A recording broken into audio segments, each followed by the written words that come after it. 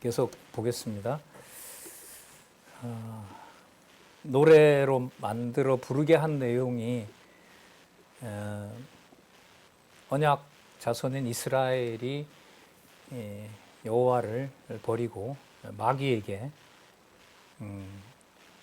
마귀를 숭배하는 일이 벌어질 것이고, 그리고 하나님의 질투가 일어나서 백성들이 진노를 당하게 되고 결국은 멸망당하는 우둔한 민족이다, 우둔한 민족이다라고 노래를 부르게 하시는 겁니다. 자, 32장 22절 35절에서 보면 그렇게 거역한 백성에게 임할 재난과, 그리고 이제 여기서 또 달라지는 게 뭐가 있냐면, 대적을 들어서 이스라엘 백성을 치잖아요. 그런데 그 대적이 자기들의 힘이 있어서 대적을 친 줄 알고, 그리고 또 대적들이 저들이 여호와를 섬기다가 여호와를 반역했기 때문에 우리를 들어서 이스라엘 민족을 진멸하는 거다. 그러니까 이스라엘 백성을 진멸하면서 이스라엘 백성들에게 기록한 말씀에 기록된 여호와가 이들을 진노했다라는 이름을 들어서 이스라엘 백성을 때리는 거예요. 그러니까 이런 거죠. 학교에 어떤 나쁜 애가 우리 애를 이제 가해를 합니다. 막 때려요. 그런데 이제 제가 우리 애 보고 뭐라고 했냐면, 니는 좀 혼이 나야 돼. 그래야 내 말을 들어. 이러니까 그 애가 그걸 알고 우리 애를 때릴 때 누가 혼내라 했다?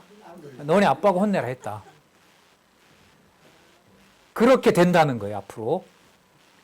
그렇게 됐을 때 대적들이 내가 때리라고 했고, 그래서 너희들이 힘이 강해서 이스라엘 백성들을 때린다라고 말하지 말라.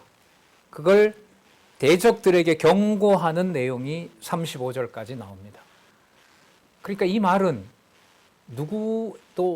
누구에게도 여호와의 이름을 열어놓고 있죠. 이게 묘한 게, 그 대적들이 와서 그 범죄한 백성들을 때리게 하면서 그 대적들에게 누구의 이름을 알려준다는 거예요. 여호와의 이름을 알려주게 됩니다. 그래서 선지서를 읽어보면 이사야가 구조가 그래 돼 있죠. 때리고 싸매심, 그리고 예레미야와 에가가 뽑고 심으심, 그리고 에스겔이 흙고, 그 다음에 다니엘서가 멸하고 세우심, 이런 구조로 되어 있잖아요. 그럴 때 그 때리고, 그 다음에 뽑고, 뽑아버리고, 뽑아서 흩어버리고, 그래서 그 멸하는 이 과정이 예루살렘과 예루살렘 성전을 그렇게 하신단 말이죠. 그리고 아까 말씀드렸는데 그 예루살렘 성전의 모든 기구들을 누가 가져가게 하죠? 바벨론이 가져가게 하고 70년 동안 바벨론이 보관하게 해요. 그리고 예루살렘 성은 허물어지고 이방 대이 올 때 연합군이 등장하거든요. 과거에 있던 아수르뿐만 아니라 일대 모든 지역을 바벨론이 점령하고 칠 때, 나중에 로마도 마찬가지인데 예수님의 약속대로 예루살렘을 멸망하게 할 때 그 연합군들이 와요. 그럼 연합군들이 와서 누구의 이름이 있던 곳을 침공하게 돼요? 여호와의 이름이 있던 예루살렘 성과 바벨론 그 다윗의 그 통치 국가였던 그것과 예루살렘 성전을 같이 보게 되는 거죠. 그리고 그곳에 오면 누구 이름을 만나게 돼요? 여호와의 이름을 만나게 돼요.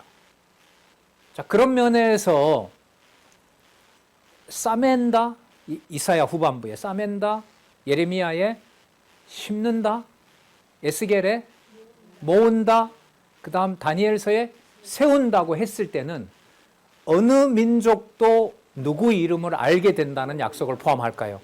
이방, 어떤 이방? 대적들 노릇을 했던 이방인들에게 어디에 성문을 개방해버리는 거예요? 예루살렘과 성전의 문을 개방하는 거예요. 이 논리가 맞는 게 예수님께서 와서 유대의 가족주의를 멸해하면서 그 숫자를 누구를 불러들여요? 이방인을 불러들이는 거죠.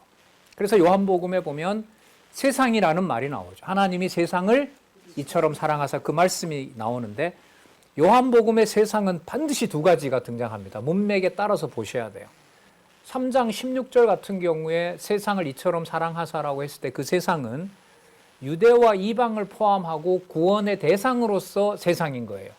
그러나 내가 세상을 심판하러 왔다. 내가 이미 세상에 심판이 임했다라고 했을 때 그 세상은 어떤 대상이에요? 심판 대상인 거예요. 그게 문맥에 따라서 확인을 해야 되는 거거든요. 그런데 그 세상 개념이 신명기서에서 어떻게 약속이 되고 있냐면 너희들이 이스라엘 백성을 때리는 걸 내가 세워서 때리지만 거기에 와서 너희들이 힘이 강해서 이스라엘 백성들보다 더 뛰어나서 때린다고 말하지 말라. 그럼 그걸 때리면서 누구 이름을 기억해야 된다? 여호와의 이름을 기억하게 하시겠다는 약속이 레위기서에는 이런 약속이 안 나와요. 안 나오고 신명기서 호렙산 언약이 마무리되면서 대적들이 이스라엘에 온 사건에서 누구를 기억해야 된다? 이스라엘 백성들이 비록 범죄해서 배반한 이름이지만 그 여호와의 이름을 너희들이 반드시 기억해야 된다. 이스라엘이 진노를 당하고 배신해서 진노를 당하는 것도 사실이지만 너희들이 힘이 있어서 너희들이 더 우월하기 때문에 이스라엘을 치는 것은 아니다. 거기에 중요한 것은 누구 이름이다? 내 이름이다. 그게 35절에 나와 있습니다. 자, 볼게요. 여호와 이름이 이제 강조가 됩니다. 22절에 보시면 내 분노의 불이 일어나서 음부 깊은 곳까지 사르며 땅의 소산을 삼키며 산들의 터도 붓게 하는도다. 터도 붓게 한다. 불이. 자, 23절 주어 볼까요? 누가? 내가 재앙을 그들 위에 쌓으며 나의 살을 다하며 그들을 쏘리라. 그러니까 전부 여호와께서 하신다는 겁니다. 그러니까 가나안 땅을 정복하게 하는 것도 누가 하고? 내가 하고 그 가나안 땅을 너희들로부터 빼서 망하게 하는 것도 내가 화를 쏜다라고 얘기를 해요. 그래서 복과 저주 속에 그다음에 사망과 생명 속에 목적은 이제 여호와로 모아지게 되고 여호와가 아버지라는 걸로 모아질 때는 좋은 것만 있는 게 아니라 오히려 뭐가 더 치명적일까요? 여호와 이름이 사라져 버린 그 황량함이 더 치명적인 것이고 그 현장에서 남아있는 여호와 이름만 남게 되는 거예요. 그 여호와를 아버지로 부르게 된다는 거죠. 그러니까 이게 제가 생각할 때 로마서 8장에 있는 성령의 말할 수 없는 탄식이라는 게 왜 탄식이 나느냐? 이 지상에 약속했던 것들이 형체마저도 없어지고 그리스도처럼 전부 뭐 되니까? 전부 멸망해버리니까 이 땅에서 누구 이름을 찾으려는 흔적이 없어요.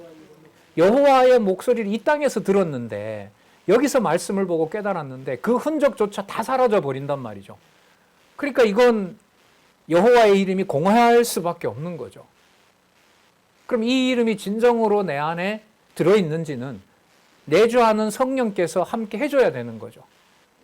사도 바울이 오호라 나는 곤고한 자로다라는 지경이 됐는데 그럼 내가 결단을 잘 내려서 다음부터는 내가 내 어떤 복음의 만족함이 올 때 그걸 딱 빼버리고 여호와를 먼저 앞세워야지. 그렇게 자신이 의지를 통제할 수 있으면 가능해요. 근데 그건 불가능하단 말이죠. 그게 한 법을 깨달은, 한 이치를 깨달은 거니까. 그렇다면은 이스라엘 백성들에게 여호와 하나님을 알게 하는 그 과정에서 자기 백성으로 이 땅에 있는 최소한의 여지마저도 다 사라지게 할 때, 그때 누구의 이름이? 여호와 이름이. 이때 남는 여호와 이름은 우리의 어떤 지적 판단이나 도덕적 감정이나 의지가 개입되었다라고 할 수 있을까요? 없을까요? 없죠. 그럴 때 남는 여호와의 이름이 바로 거룩해지는 거예요. 그때 구분이 되는 거예요. 그래서 그 거룩성은 지금 계속 진행되고 있는 내가 재앙을 쌓는 그날에 내 이름을 오직 유일한 아버지로 남게 하시겠다는 약속인 거고요. 이게 누구를 통해서 완성된다? 그리스도를 십자가에 내어주면서 완성되는 거예요. 가정교회는요, 마찬가지죠. 그러니까 부모의 희생이라는 것을 기독교적으로 어떻게 해석해야 되느냐? 참 이게 쉽고도 어려운 거예요. 왜냐하면 우리만 사랑하나요? 예수님 얘기처럼 강도도 뭐 한다고요? 강도도 자기 자식 사랑한다는 거 아니에요. 그러면 그 부모 사랑이라는 걸 통해서 하나님의 사랑을 깨우쳐 나간다? 굉장히 막연해요, 이게. 막연하다는 말은 구분이 안 된다는 거죠. 하나님의 이름의 거룩함이 어떤 것인지를 모른다는 거죠. 거기에서 가장 장애가 되는 게 뭐냐면 이 땅에 받는 고통을 하나님 이름과 관계된 사건으로 깊이 생각을 해본 적이 없으니까. 이게 그냥 섞여버리는 거죠. 극복해야 되고 억울하면 새벽기도 나와서 울어야 되고. 예? 옛날 새벽기도 겨울에 농한기인데 그 새벽부터 나와서 그 우시는 안 엿들으려고 해서 그런 게 아니라 그 뭐 가족관계, 뭐 남편 이런 문제로 그 마룻바닥에서 통곡하고 있는 그 어머니 세대의 그 집사님들의 그걸 제가 들었거든요. 야, 근데 저거랑 가족 잘 되게 해달라고 아침에 정한수 떠놓고 비는 거랑 이게 무슨 차이가 있지? 되게 혼란스러운 거예요, 이게. 네? 부흥사는 와서 죄졌다고 족치고.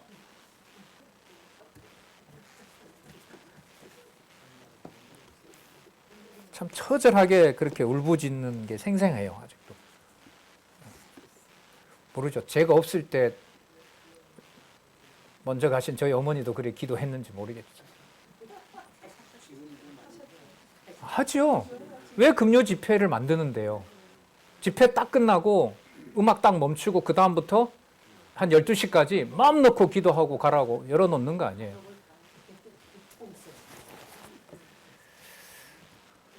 신명기서에 이게 참 인간적으로 받기가 쉽지 않습니다. 사실 24절 그들이 주림으로 파리하며 불같은 더위와 독한 파멸에게 삼키울 것이라. 다시 내가 들짐승의 이와 티끌에 기는 것의 독을 그들에게 보내리라. 그러니까 애굽에게 보여줬던 10가지 재앙을 다시 자기 백성에게, 이스라엘 백성에게 임하게 한다는 거죠.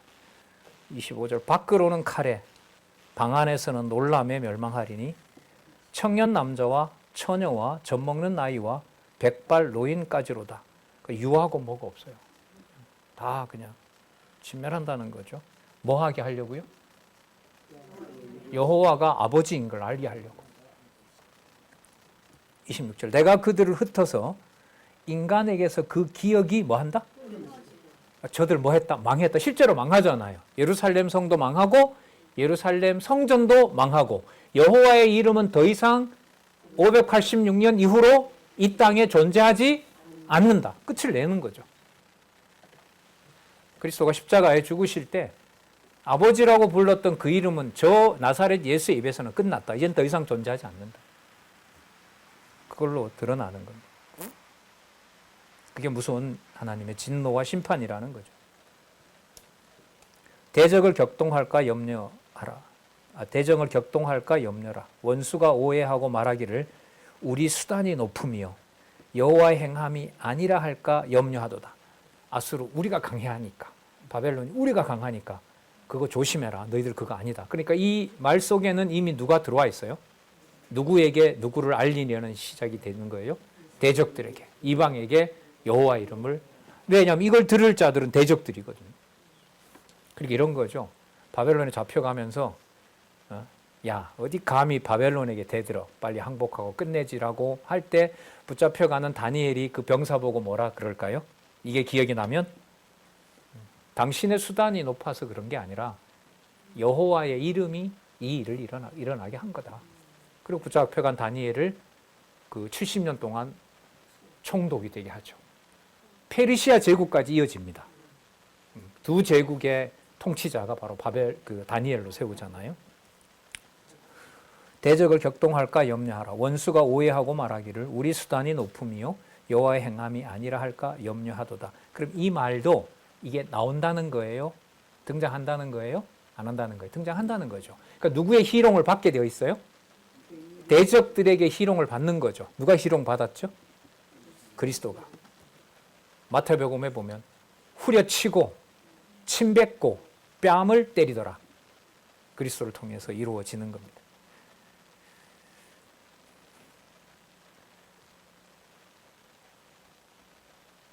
그렇게 말을 하게 되면 28절 그들은 모략이 없는 국민이라 그 중에 지식이 없도다. 29절 그들은 이스라엘입니다. 자, 왜냐하면 이스라엘이 지혜가 있어서 이것을 깨닫고 자기의 종말을 생각하였으면 좋으련만 이렇게 해석이 됩니다. 이 해석을 좀 여러 군데 찾아봤는데 자기 종말을 생각했더라면 좋으련만 그래서 여호와의 이름을 잘 불렀다라면 좋으련만 자, 그들의 반석이 이스라엘 하나님 여호와를 말하는 겁니다. 그들의 반석이 그들을 팔지 아니하였고 이스라엘을 팔지 아니하였고 여호와께서 그들을 이스라엘 백성을 내어주지 아니하셨다면 어찌 한 사람이든 대적을 말해요. 대적 한 사람이 천을 쫓으며 두 사람이 만을 도망케 하였을까? 그러니까 대적 너희들이 힘이 강하기 때문에 이스라엘 백성을 침범해온 것이 아니고 누구의 이름과 그 능력을 드러내려고 여호와의 이름을 드러내고 왔다. 그걸 이방인에게 알려주라는 거예요. 그래서 뭐가 열려요? 바벨론 포로 이후에 자손 언약은 누가 들어온다? 이방과 대적이 자기 자녀가 되는 룰이 생깁니다. 원칙이 생겨요. 그게 여러분 이 방식이 로마서 9장에 가면 바울이 근심하며 고통스러워하는 논리가 돼요. 왜냐하면 유대인이 버려지는 만큼 누가 돌아오는 일이 벌어지니까 이방이 돌아오거든요. 그러니까 이방 교회가 왕성해지는 것은 하나님이 정하신 약속이에요. 예루살렘과 온 유대와 사마리아와 땅끝까지 내 증인이 되리라 하신 약속대로 이루어지는 건데 이방에게 복음이 전해지는 방식은 누가 점점 그 복음의 문을 닫아버려야 돼? 유대 교회가 점점 닫아야 된다는 거예요. 거기에 여러분 이게 오늘 신명기의 이제 구조로 보면 그게 그런 방식이 복인가요? 저주인가요? 그러니까 이게 복이냐 저주냐라는 걸 선택할 수가 없어요. 신명기서는 누구 이름이 앞에 나서야 돼요? 여호와 하나님이 아버지가 되는 논리여야 돼요. 자, 사도 바울은 부를 때 이방에 복음 전하는 자로 불렀어요. 그런데 하나님이 전개하는 거 보니까 누가 버려줘야 누가 먹어? 유대인이 버려야 이방이 먹는 거예요. 그게 주권성이잖아요. 그러니까 자기가 이방의 구원을 전하는 것만큼 유대인들이 점점 악해지고 점점 교회를 핍박하고 죽이려고 하고 자기도 40명이 그냥 개종했던 유대인들이거든요. 그 자들이. 왜? 율법 안 지킨다고. 이방도 율법 지키라고 해야 하지 왜 이방 교회에게 그 몇 개나 된다고 이방에게 율법을 전하지 않느냐. 그래서 예루살렘에서 로마로 가기 전에 왔을 때 그걸 바울을 죽이려고 한단 말이죠. 그러니까 이방인에게 하나님의 말씀이 전해지도록 하기 위해서 이방인들이 보는 앞에서 누구를 멸해가는 거예요? 유대를, 이스라엘을 멸망시켜 나가는 거예요. 그걸 제가 비유로 들었잖아요. 우리 애가 건강이 좋지 않아서 맛있는 거 해놓고 친구들이 있으면 얘가 더 잘 먹을까 싶어서 초대했는데 우리 애는 더 안 먹고 걔네들이 더 빨리 먹으니까 걔네들이 살찌게 돼요. 그리고 가면서 아저씨 다음에 또 불러주세요. 또 불렀어요. 우리 애는 또 안 먹어요. 이번에는 어떻게 좀 할까 싶어서 친구들에게까지 부탁을 했어요. 친구들이 얘 안 먹는데요. 그래, 그럼 너희들 먹어. 그렇죠. 그러니까 누가 죽어가는 시간이 진행되는 만큼 누구 배가 불러지는 거예요? 자기 자녀가 죽어가는 만큼 다른 이방인이 배가 불러지는 거예요. 그걸 사도 바울이 로마서에 가서 마음에 끊이지 않는 고통이 있고 그리스도의 이름에서 제명된다라도 나는 꼭 기도해야 되겠다. 그 속에 자기의 어떤 목적을 이루려는 것이 아니라 약속한 대로 그 로마서 9장의 제목이 하나님의 의의 기초거든요.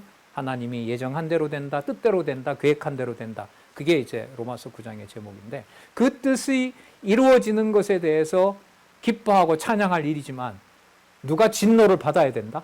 자기 민족이 진노를 받아야 된다는 상황은 기쁨으로 못 받아들이는 거죠. 어떻게 기쁨으로 받아들여? 하지만 거역할 수가 없는 거죠. 거역할 수가 없어요. 좀 죄송합니다만 이런 예를 들어서 사도 바울이 지금 이렇게 나타난다면요. 와, 나도 이게 2000년 동안 아직도 끝날 줄 몰랐다 이랬을 거예요. 이방인 구원이 끝나면 누구 구원이 오니까? 유대인 구원이 오니까. 근데 지금 왔는데 2000년이 지났는데도 아직도 안 왔으니까. 이건 민간적인 얘기입니다. 그 정도로 이방을 누구보다 높여놔요? 이스라엘과 유대보다 높여놓는다는 거죠. 시기나고 질투하게 한다는 게 진짜 무서운 거죠. 그럼 성경신학은 꼭 교동역 장안중앙교회가 반드시 지켜야 됩니다.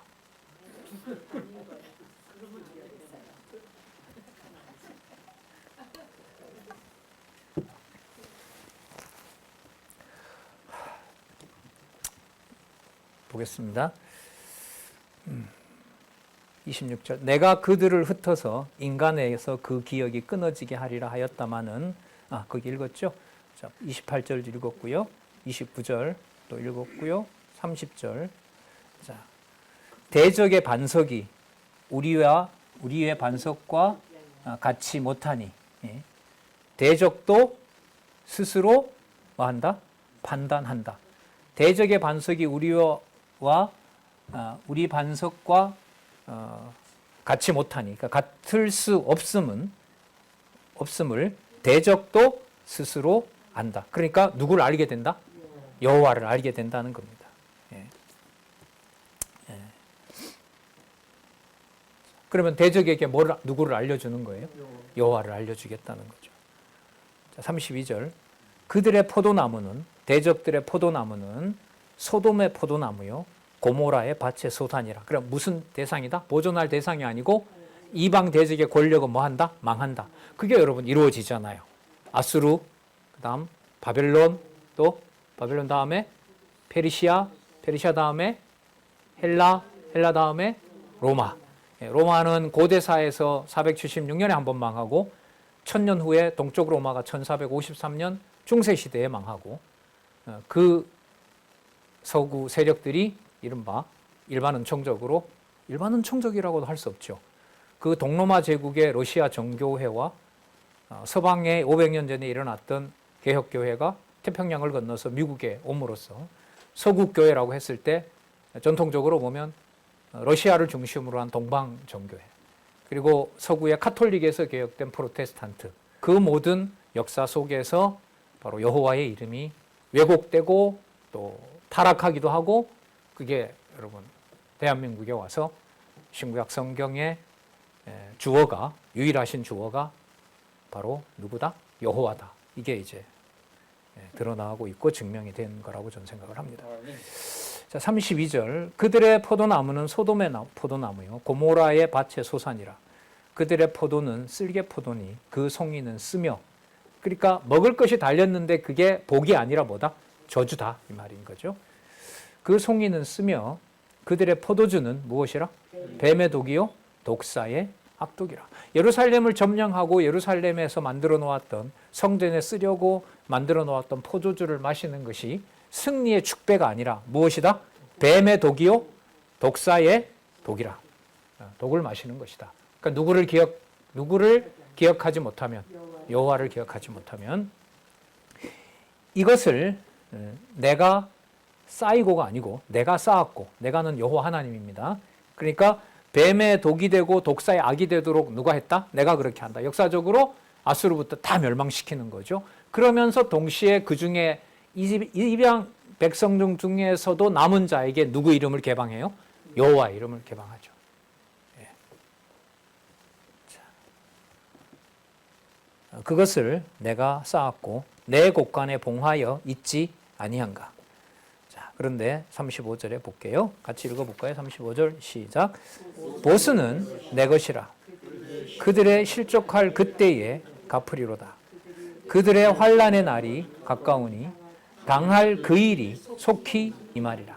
자, 보수는 여호와께 달려 있습니다. 원수 갚는 것이 내게 있다고 얘기를 합니다. 그러니까 이방이 강해서 예루살렘을 친 게 아닙니다. 자, 내 것이라. 그들의 실족할, 이스라엘이 실족할 그때에 그들이 실족 당하지만 내가 갚으리라. 누구에게? 대적들에게. 자, 거기 뭐 개념을 하나 넣으면 이렇게 되겠죠.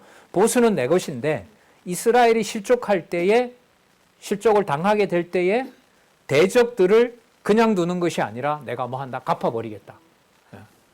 그러니까 누구도 갚고 누구도 갚아요.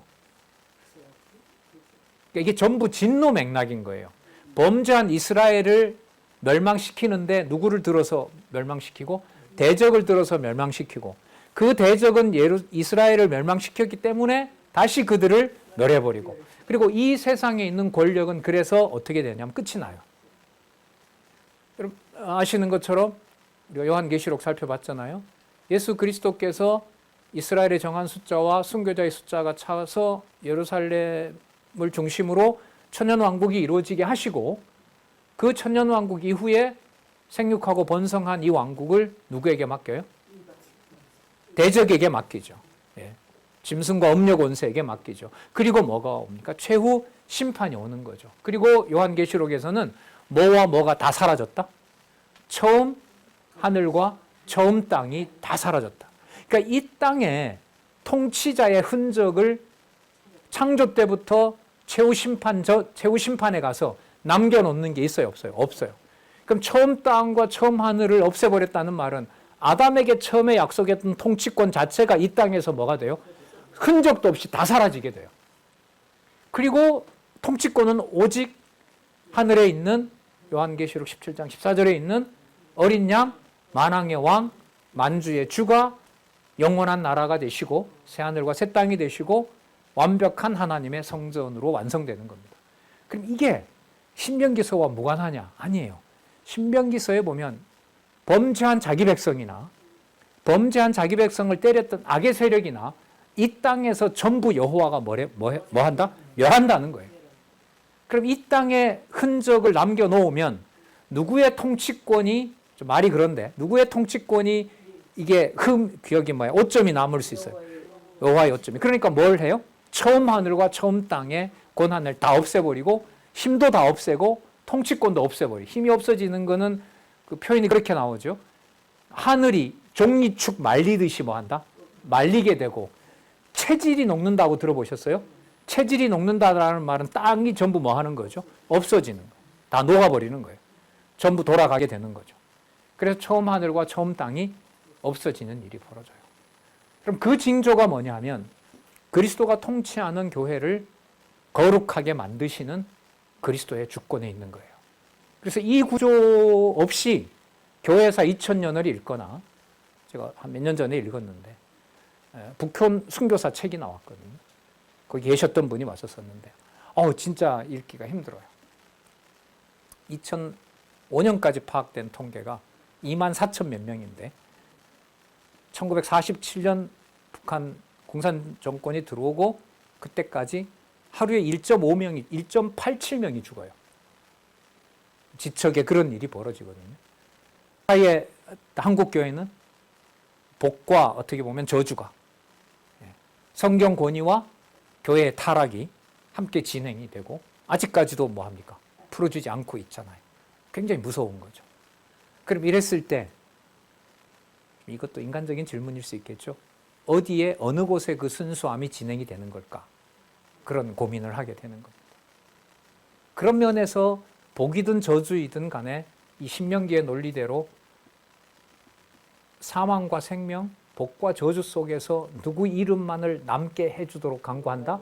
여호와 하나님이 아버지임을 간구하도록 해준다라는 것은 이 지상에서 가장 감사한 거죠.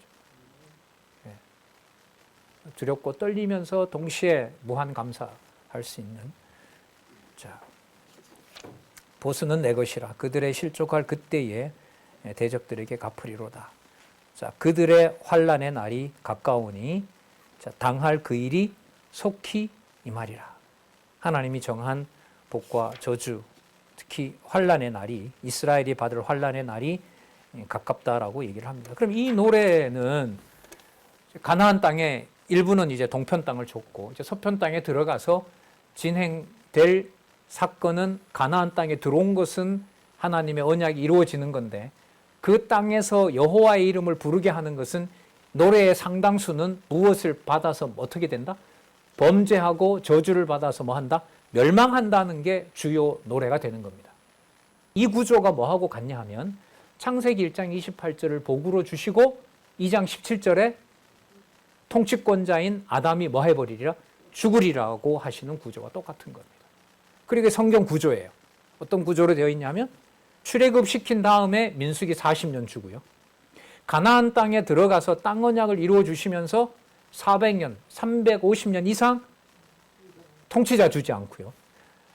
다윗을 통해서 통치권을 완성한 다음에 두 번에 걸쳐서 나라 갈라지고 북쪽은 아수르에게, 남쪽은 유다에게 결국 뭐하게 하는, 망하게 하는.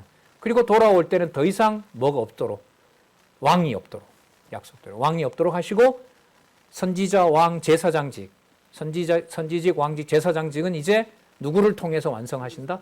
그리스도를 통해서 완성하신다는 그 역사적 예언이 다니엘서에 기록되고 스가랴에 기록되어 있고 그게 마태복음에서 아브라함과 다윗의 자손 예수 그리스도의 계보라, 세계라 이렇게 성취되는 것으로 보시면 됩니다. 자, 이걸 이 신명기서에 이제 이 주석을 하면서 이 저자는 그리스도에게 맞추어서 계속 설명을 하고 있어요. 자, 여러분 꼭 참조하시기 바랍니다. 자, 그러면 32장 36절에서 43절을 보면 여호와께서 참 좋아요. 여호와께서 백성의 죄를 뭐 한대요? 속해요. 한 90%는 때리는 건데 끝에는 속해줘요. 왜 속해줘야 돼요? 하나님 여호와가 누구이니까? 아버지이니까. 아버지라고 소개를 해줬으니까. 이방도 하면서. 자, 보겠습니다. 36절에. 마치 이게 선지서의 서론 같아요. 이걸 보면. 여호와께서 자기 백성을 판단하시고 변호하시고 이런 말도 되고요. 그 종들을 인하여 뭐 한다? 후회한다. 이 뭐예요? 아까 그렇게 패놓고 뭐예요 또? 후회한다.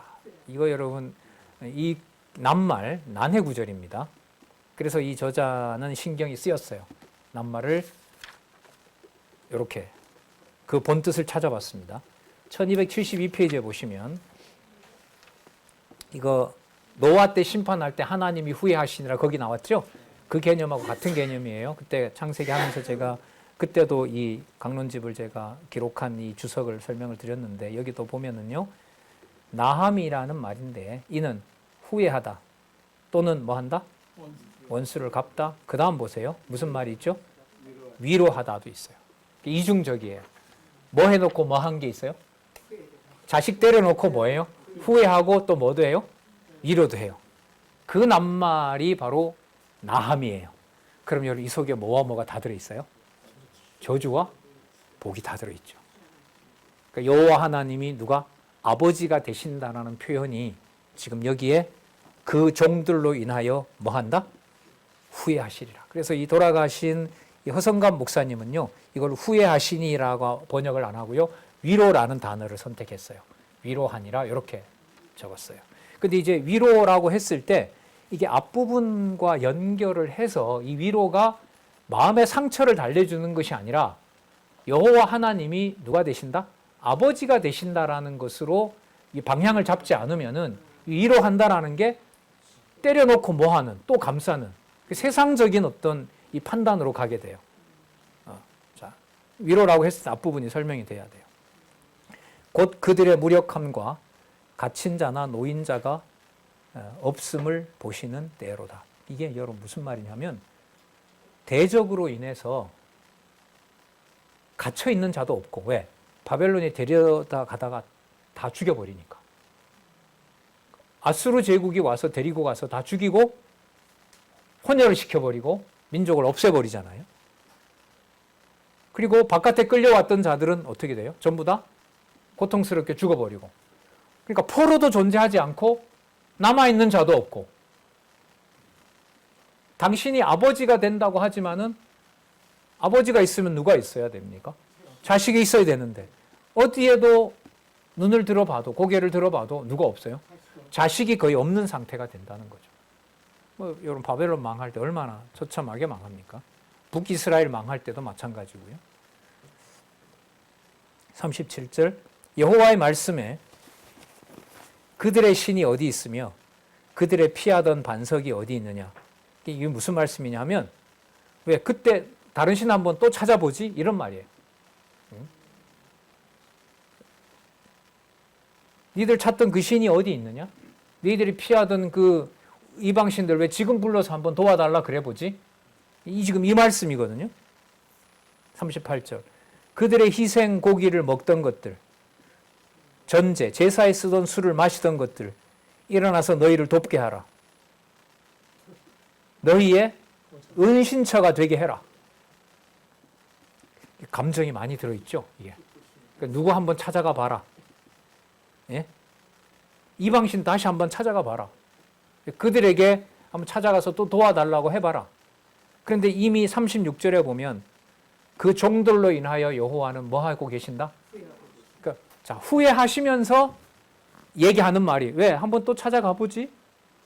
왜 이방 한번 또 찾아가 봐? 이게 뭐냐 하면 자식이 잘못했어요. 아버지한테 왔어요. 아버지 잘못했어요. 왜? 그 아버지한테 가지. 뭐하러 왔냐 너? 이 말을 지금 성경은 36절에 뭐 하고 있다고 얘기를 해요? 여호와께서 자기 백성을 판단하시고 변호하시고, 그래서 이 호성관 목사님은 이걸 변호라고 번역을 하더라고요. 여호와께서 자기 백성을 변호하시고 그 종들을 위하여 뭐한다? 위로한다. 이렇게 번역을 했어요. 맥락은 살렸지만 이 주석은 이 맥락에 따라서 설명은 꼭 필요한 부분이라고 봐요. 그러면서 여호와의 모습이 어떤 거냐 하면 딱 안아주고 위로해주고 이게 아니라 딱 서서 그래 잘 갔다 왔냐? 다시 가보지. 저쪽 가서 그렇게 즐기던 음식 거기 가서 달라고 그러지? 왜 날 찾아왔느냐? 이런다는 거예요. 그러니까 이 말은 역사적으로 어떻게 이루어지냐 하면 고레스가 돌아가라고 해서 예루살렘에 더 왔지만 하루아침에 성전을 짓나요? 수십 년이 가나요? 수십 년 갑니다. 그러니까 누구 이름을 돌아왔지만 못 불러요? 여호와 이름을 못 불려요.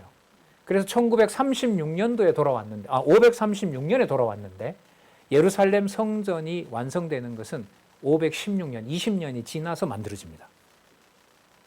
기명을 다 가지고 왔는데도 그래서 그걸 지을 때는 성경에 보면 60일이 안 걸리는가 그래요. 그러니까 2달 안에 지을 수 있는 성전을 몇 년 동안 못 짓게 해요? 20년 동안 못 짓게 합니다. 그러니까 누구 이름을 부르고 싶어도 못 불러요? 그 사이에 여호와는 어떤 교훈을 해줘요? 왜? 망하기 전에 믿었던 그 모스한테 가봐라. 아세라 섬기지. 그런데 그 마음은 여호와가 뭐 하려고 하신다?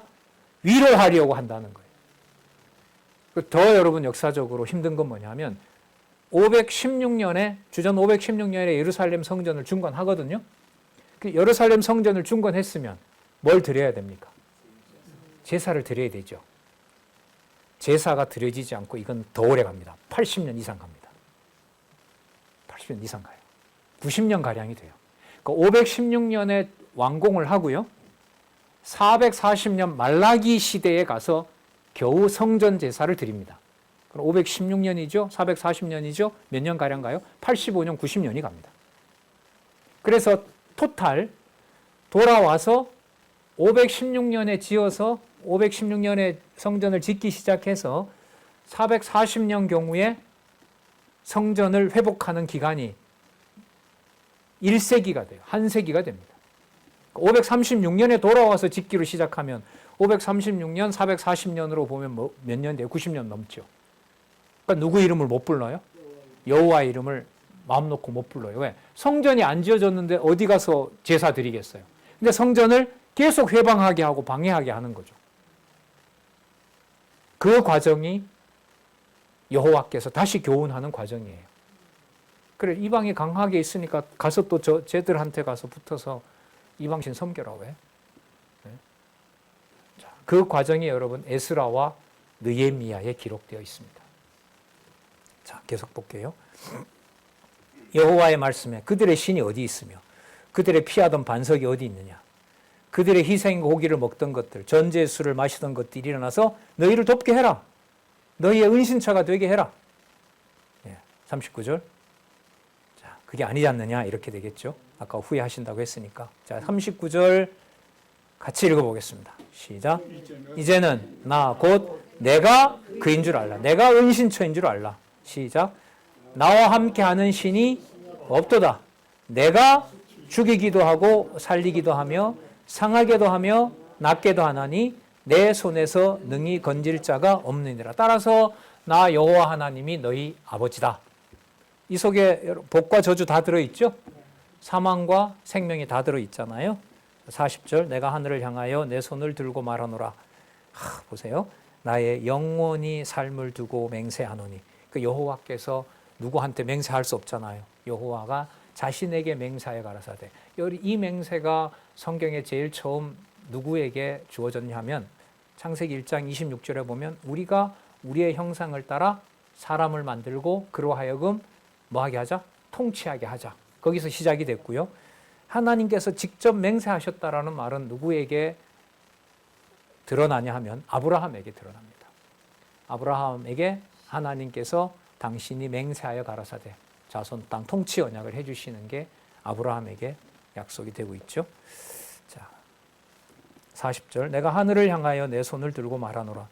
나의 영원히 삶을 두고 맹세하노니 나의 영원한 생명을 두고 맹세하노니. 이게 여러분 존재 아니에요. 어떤 존재로? 이제는 유일하신 아버지로, 여호와 하나님의 아버지로 나의 번쩍이는 칼을 갈며 내 손에 심판을 잡고 나의 대적에게 보수하며 나를 미워하는 자에게 보응할 것이라. 자, 이 속에는 이스라엘 백성들이 당하는 진노의 심판도 포함하고 있습니다. 42절, 43절 한번 읽어볼까요?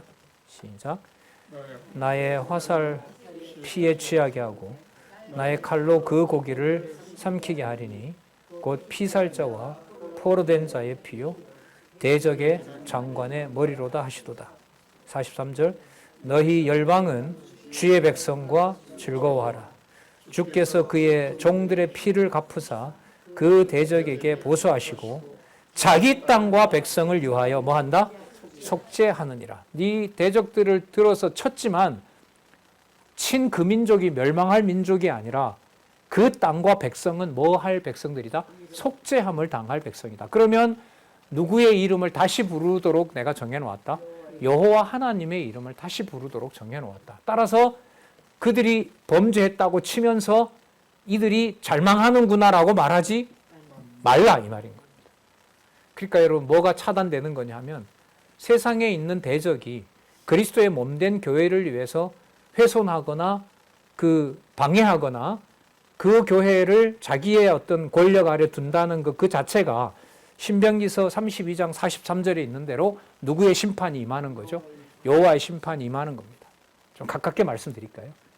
내가 내 교회에 대해서, 내 가정교회에 대해서 내가 대적이 되고 내가 거기에 주인이 되려고 하는 행태를 보이는 것이 신명기 32장 43절에 말씀하신 대로 대적에게 비록 예루살렘을 맡기지만 그 대적을 치는 것이 바로 너희들이 앞으로 망하게 되는 원인이 된다. 그것과 동일한 구조라는 겁니다.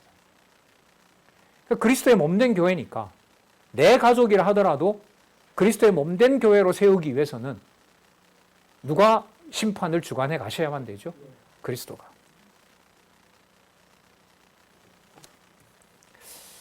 이 부분은 제가 아직 어떤 논문이나 책을 못 봤어요.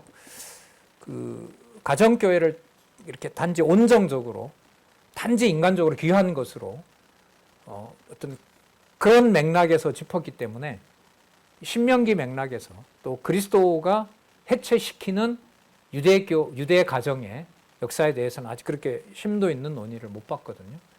그러나 그리스도의 왕권의 시작이 자기 스스로 오셔서 뭘 해체합니까? 본인 가족 해체하죠. 누가복음에 나오잖아요. 제자들이 선생님, 랍비요, 어머니와 형제들이 왔습니다. 예수께서 노하여 가라사대 내가 아직도 너희들에게 더 가르쳐야 될 줄로 아느냐? 누가 내 형제며 누가 내 부모냐? 여기 있는 자들이 내 부모요, 내 어미요, 내 형제니라. 그럼 뭐가 없어져요? 네. 유대 중심의 이 혈통 관계가 그리스도의 입을 통해서 심판을 당하게 됩니다. 그렇다고 해서 유대인들이 잘망했다라고 대적이 손바닥을 친다? 그러면 동시에 대적에게도 뭐가 임합니까? 심판이 임한다는 것이 바로 이 신명기서의 약속이기도 합니다. 이게 그대로 어디에서 이루어지냐면 이사야에서부터 말라기까지 대적에게 맡기어서 때리지만 대적이 함부로 건들지 못하도록. 왜냐하면 이 백성은 축복받은 백성이고 내 이름을 부르도록 남은 자가 반드시 있기 때문에.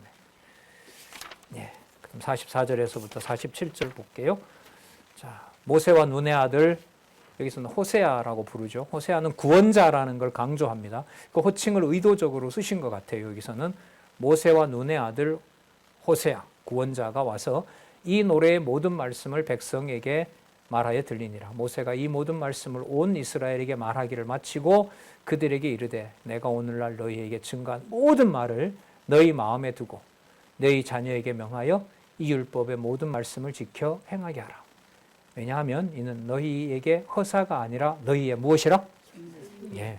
그 생명을 바꿀 수 있는 것은 누구의 이름에다가 걸어 놓으면 돼요. 여호와의 이름. 그가 누구니까? 생명의 원천이시니까. 아버지의 이름에 아버지의 이름 여호와에 두게 하신다는 겁니다. 너희 생명이 이 일로 인하여 너희가 요단을 건너 얻을 땅에 너희 날이 장구하리라. 자, 그리고 48절에서부터 52절에 재밌는 말씀이 또 나옵니다. 그러면 여러분 지금 32장까지 오는 동안에 기록한 말씀의 핵심은 주어가 누가 되죠? 여호와께서 자신이 언약대로 이루시면서 만사에 저주이든 복이든 사망이든 생명이든 붙잡혀가든 완전히 사라지든 간에 여호와 하나님이 누구의 아버지가 되신다? 너희의 아버지가 되신다는 사실을 알려준 거기 때문에 모세가 이쯤에서 죽게 되는 것도 여호와 하나님이 아버지가 된다는 것을 깨닫게 하는 목적이 끝났기 때문에 모세도 여기에서 이제 느보산에서 죽게 된다는 겁니다. 자, 볼게요. 당일에 여호와께서 모세에게 일러 가라사대 너는 여리고 맞은편 모압 땅에 있는 아바림 산에 올라 느보산에 이르러 내가 이스라엘 자손에게 기업으로 주는 가나안 땅을 바라보라. 해달구는 거죠. 동서남북을 다 보지만 너는 뭐 한다? 못 들어간다. 너는 못 들어간다. 자, 약속 내 분명히 이루었잖아. 그러니까 앞으로 이것도 반드시 어떻게 된다? 이룰 것이다. 그걸 너가 기록했고 여호수아를 통해서 그 법을 매는 제사장들에게 알려주고 그 통치자들에게 알려줘라. 내 아론이 호르산에 죽어 그 조상에게로 돌아간 것 같이 너도 올라가는 이 산에서 죽어 내 조상에게로 돌아가리라. 가리니 이는 너희가 신광야 가데스의 무리와 물가에서 이스라엘 자손 중에 범죄하여 나의 거룩함을 이스라엘 자손 중에 나타내지 아니한 영혼이라. 그러면 여기에 목적이 나와요. 광야 40년 동안에 여호와께서 아버지가 되시고자 했던 목적이 어디에 있을까요? 당신의 거룩함을 알려주려는 거죠. 구별된 신임을 알려주려는 거예요. 복과 저주가 왜 임하도록 하죠? 오직 여호와만 하나님이시고 여호와 하나님이 아버지 되는 걸 알려주려는 거 아니겠어요? 여기에 나오죠. 나의 거룩함을 이스라엘 자손 중에 나타내지 아니한 영고라. 그러면 여러분 이스라엘 백성들에게도 그렇고 모세가 그때 무리바 물가에서 범죄한 이후로 가나안 땅을 바라보면서 죽는 그 시간까지도 모세에게도 목적이 동일한 거예요. 누가 누구임을 알려주려는 거예요. 여호와 하나님이 구별된 아버지임을, 우리 조상을 통해서 계시된 바로 그 아버지의 진실은, 조상의 진실은 바로 누가 아버지 된다는 사실? 여호와가 아버지 된다는 사실을 깨닫게 하는 거죠. 그래서 마지막에 이 말씀이 나의 거룩함을 이스라엘 자손 중에서 나타내지 아니한 거라. 다르게 말하면 나는 나의 거룩함을 이스라엘 중에 드러내고 너에게도 드러낸 것이다. 이런 말로 다시 풀 수가 있겠죠. 내가 이스라엘 자손에게 주는 땅을 내가 바라보기는 하려니와 그리로 들어가지는 못하리라. 자, 그러면 목적이 누구의 거룩함을 알게 하는 데 있다? 여호와의 거룩함. 거룩은 구별입니다. 그러니까 여러분 복과 저주 속에 아까 자주 말씀드렸지만 인간의 지식과 감정과 의지로 도저히 함께 섞일 수 없는 여호와 하나님이 아버지가 되신다는 그 아버지의 거룩성이 계시되는 것이 바로 뭐와 뭐가 같이 드러나는 거예요. 복과 저주, 그 다음에 사망과 생명이, 사망과 저주가, 생명과 사망이 같이 드러나면서 여호와 하나님의 존재와 그 존재가 거룩하신 존재로, 거룩성으로 구별된 것으로. 그래서 우리 성경신학에 보면 거룩이란 무엇인가에 시간과 공간과 형상을 초월하고 진선미를 초월하는 바로 그러한 신적인 속성이다라고 정의를 하고 있는데 마찬가지죠. 이게 바로 나의 거룩함을 이스라엘 자손 중에 내가 나타나게 하려고 그렇게 할 것이고 그걸 노래로 지어서 부르게 하신다는 말씀이 나옵니다. 네, 이제 이렇게 맞춰도 되거든요. 모든 준비가 돼서 여호수아로 딱 하면 되는데 자신의 거룩함 다시 확증하는 게 33장에 가서 자기 12지파 작손에게 다시 알려줘요. 복 중에 복이죠. 은혜 중에 은혜를 다시 확정해 주는 내용이 넘겨보시면은 33장, 34장이 뭐라고 나옵니까? 최후의 축복. 그러니까 누구 이름이 하나님이 유일한 아버지다라는 사실을 12지파에게 알려줘요. 그러면 보세요. 12지파가 번성한다는 내용이 나오면 누가 그렇게 한다는 결론에 이를까요? 뭐 예를 들면 유다지파가, 아셀지파가, 루벤지파가가 주어가 되는 것이 아니라 아버지인 누가? 아버지인 여호와 하나님, 내가 낳았고 내가 내 이름을 거룩하게 하기 위해서 12지파에게 허락했던 자손 땅 통치 언약을 내가 해주겠다. 그런 맥락에서 33장을 보셔야 됩니다. 예, 자, 궁금하시죠? 예, 꼭 읽어보시리라고 믿고 이 맥락을 이렇게 이으면서 우리 다음 시간에 33장부터 하겠습니다. 수고하셨습니다. 기도하겠습니다. 하나님 아버지 감사합니다. 주신 말씀의 권위에 우리의 모든 떨림과 또 무한한 너무나 지극하신 지혜의 깊이를 이 시간 또 한번 깨닫도록 해주셨습니다. 아둔하여 기록한 말씀의 깊이를 알 수 없사오나 성령께서 우리 가운데 내주하시면서 우리의 영원하신 통치자이신 그리스도와 그 그리스도의 통치가 구체적으로 만사에서 여호와 하나님을 부르게 하신다는 또 그 약속이 이루어지고 있음을 다시 한번 확인하도록 해주셨습니다. 원하옵나니 함께하는 귀한 우리 지체들, 동역자들, 이 여호와의 이름을 부르는 일에 우리의 모든 목표와 삶의 의미가 그곳에 모두 담기도록 우리의 지성과 의지와 모든 입술을 주관해 주시기를 간절히 원하오며 예수님의 이름으로 기도드렸습니다. 아멘.